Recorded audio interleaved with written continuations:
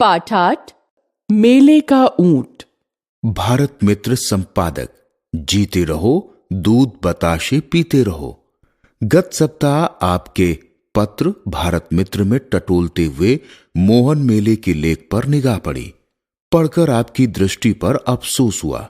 भाई, आपकी दृष्टि गिद्ध की सी होनी चाहिए, क्योंकि आप संपादक हैं, किंतु गिद्ध की सी होने पर भी उस भूखे गिद्ध की सी निकली जिसने ऊंचे आकाश में चढ़े चढ़े भूमि पर गेहूं का एक दाना पड़ा हुआ देखा, पर उसके नीचे जो जाल बिछ रहा था वह उसे नहीं सूझा। यहां तक कि उस गेहूं के दाने को चुगने के पहले जाल में फंस गया। मोहन मेले में आपका ध्यान 1-2 पैसे की पूरी की ओर गया। न जाने आप घर से कुछ खाकर गए थे या नहीं। शहर के 1 पैसे की पूरी के दाम मेले में 2 पैसे हों तो आश्चर्य नहीं करना चाहिए। 4 पैसे भी हो सकते थे। यह क्या देखने की बात थी? आपने व्यर्थ की बातें बहुत देखी, काम की एक भी देखते। दाईं ओर जाकर आप 1100 संतरों का एक पोस्ट कार्ड देख आए, पर बाईं तरफ बैठा हुआ ऊंट आपको दिखाई न दिया। बहुत लोग इस ऊंट की ओर देखते और हंसते थे। कुछ लोग कहते थे कि कलकत्ते आज कोलकाता में ऊंट नहीं होता। इसीलिए मोहन मेले वालों ने इस विचित्र जानवर का दर्शन कराया है। बहुत सी शौकीन बीवियां, कितने ही फूल बाबू ऊंट का दर्शन करके खिलते दांत निकालते चले गए।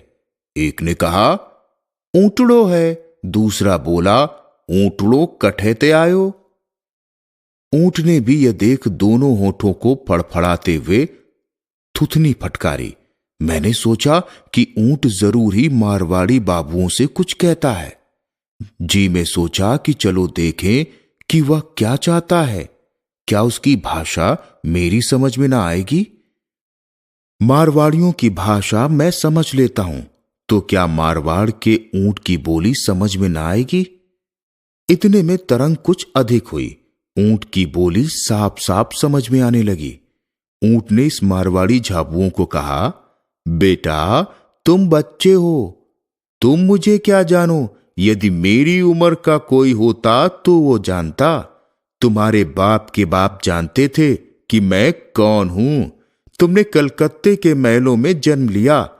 तुम पोतड़ों के अमीर हो।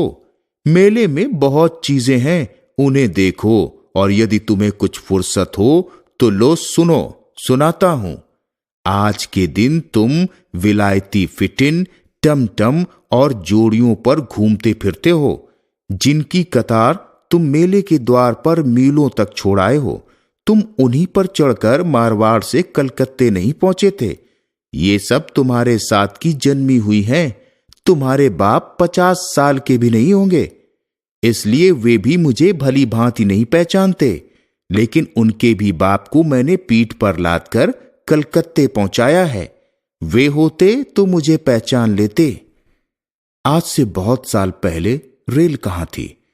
मैंने मारवाड़ से मिर्जापुर तक और मिर्जापुर से रानीगंज तक कितने ही फेरे किए हैं। महीनों तुम्हारे पिता के पिता तथा उनके भी पिताओं का घर मेरी पीठ पर रहा।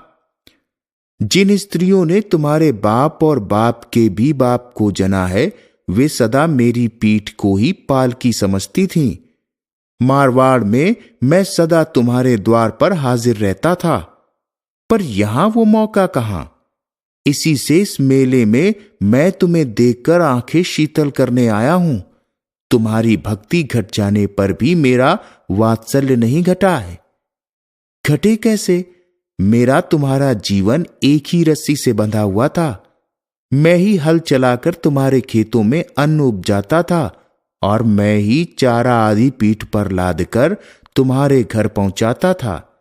यहां कलकत्ते में जल की कलें हैं, गंगा जी हैं, जल पिलाने को लाखों कहार हैं, पर तुम्हारी जन्मभूमि में मेरी पीठ पर लादकर कोसों से जल लाया जाता था, और मैं तुम्हारी प्यास बुझाता था। मेरी इस घायल पीठ को घृणा से मत देखो। इस पर तुम्हारे बड़े पूज्य अन्न, रस्सियां, यहां तक कि उपले लाद कर दूर दूर तक ले जाते थे। जाते समय मेरे साथ पैदल जाते थे और लौटते समय मेरी पीठ पर चढ़े हुए हिचकोले खाते स्वर्गीय सुख लूटते आते थे। तुम रबड़ के पहिए वाली चमड़े की कोमल गद्दीदार फिटिन में बैठकर भी वैसा आनंद प्राप्त नहीं कर सकते। मेरी बलबलाहट उनके कानों को इतनी सुरीली लगती थी कि तुम्हारे बगीचे में तुम्हारे गवैयों के स्वर भी तुम्हें उतने अच्छे ना लगते होंगे। मेरे गले के घंटों का शब्द उन्हें सब बाजों से प्यारा लगता था। फोंग के जंगल में मुझे चरते देखकर वे उतने ही प्रसन्न होते थे जितने तुम अपने बगीचों में पेट भरकर और ताश खेलकर। ऊंट की बात सुनकर मैं चौंक पड़ा। मैंने ऊंट से कहा, बस बलबलाना बंद करो। ये बावला शहर नहीं जो तुम्हें परमेश्वर समझे। तुम पुराने हो तो क्या, तुम्हारी कोई कल सीधी नहीं है। जो पेड़ों की छाल और पत्तियों से शरीर ढांपते थे, उनके बनाए कपड़ों से सारा संसार बाबू बना फिरता है। जिनके पिता स्टेशन से सिर पर गठरी आप ढोकर लाते थे, उनके सिर पर पगड़ी संभालना भारी है।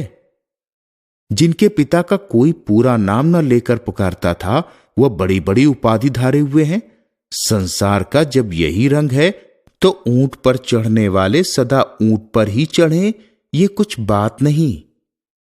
बाल मुकुंद गुप्त।